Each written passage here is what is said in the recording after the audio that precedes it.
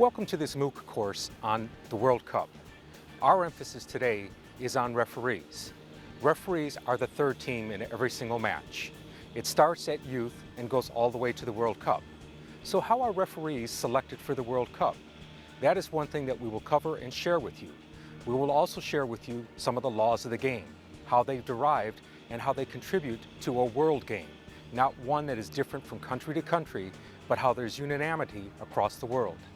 In addition to that, we'll share with you some information on referee development. What does it take to become a World Cup referee? What does it take to be recognized as the best of the best in your nation, to represent your nation as a referee in the world game? As you watch the competition at the World Cup, you may ask the question, what are the laws of the game and how were they derived? For example, many of us will say that the laws of the game are really easy, that this is a game where there are only 17 rules. 17 rules that define everything from the dimensions of the pitch all the way to what constitutes a goal score or when a player needs to be sanctioned. An interesting did you know fact is the yellow and the red card. Two simple ways of managing players. But did you know the evolution of this came from a president of FIFA who was trying to figure out how to slow the game down when players needed to be sanctioned. While caught in a traffic jam, he noticed the traffic light. And so we have the evolution. The yellow card as a cautionary, the red card as a major stoppage where a player has to be removed from the match. Did you know, for example, that throughout the world's game, the match regulation time is the same throughout the world? 45 minutes per half, 15-minute intermission, 90 minutes total of playing. If tied at the end of regulation, you go into extra time, and if tied after 2 extra time periods, you go to shots from the mark. These regulations are the same throughout the world, except, however, when you have different ages. Younger children, for example, will play shorter halves. This is because they don't have the physical development and also because it is a developmental game. It's used as an opportunity to develop players to move to the world stage. The 17 laws of the game are also consistent throughout the world. As spectators, most people will yell handball, but according to the laws of the game, there is no such thing. There is a law of the game called handling, which has very specific criteria of what constitutes when a player plays the ball with their hand, which is the only part of the body that is illegal to play in soccer. In addition, the offside call is one of the easiest yet most complicated laws of the game. It determines when a player can legally be in an offside position and not actively be engaged in the play. It is legal to be in an offside position. It is illegal, however, to play the ball from an offside position. These are some issues that we will go into more detail in future modules, but this is intended to simply be an overview and to give you an idea of what we will cover in this module.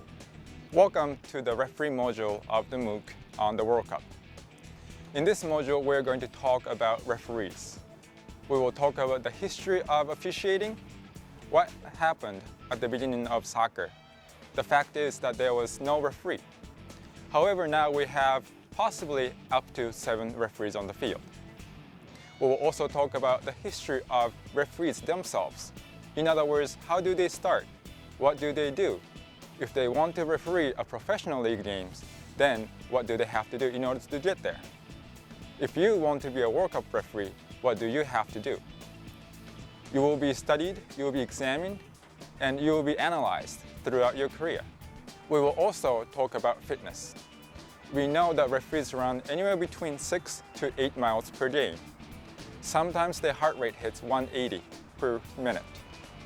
Probably you know that when you're running so hard, you may start to feel dizzy. You may not be able to think straight. So fitness is extremely important. Every few months, referees go through very strict fitness tests. Their health is monitored, and their food intake and water intake are also monitored.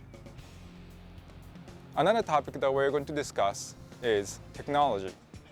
We now know that at this World Cup, we have the goal line technology used. But there are some that argue that there should be more. For example, should there be video replay? Or should there not be? These questions could possibly allow us to think about the role of referees in sports. Did you know that referees at the World Cup in 2010 were able to make their calls right 92% of the time. Or did you know that referees have to retire at the international level at age 45? They may be able to run very fast for a long distance, but once you hit 45, you have to retire. We will also talk about the philosophy part of soccer officiating. Sometimes we say that technology is good. Sometimes we say technology should be out of sports. At this World Cup, we have the goal line technology, which allows referees to know when the ball crosses the goal line between the goalpost and under the crossbar completely. This may be very helpful, but some will say that they wish they had video replay technology. If referees are athletes whose human skills must be valued, then probably technology is not a good thing. However, if we look at referees as tools of judgments, then technology may be helpful. Therefore, we can connect sports, officiating, and technology to think of something philosophical about our favorite sports.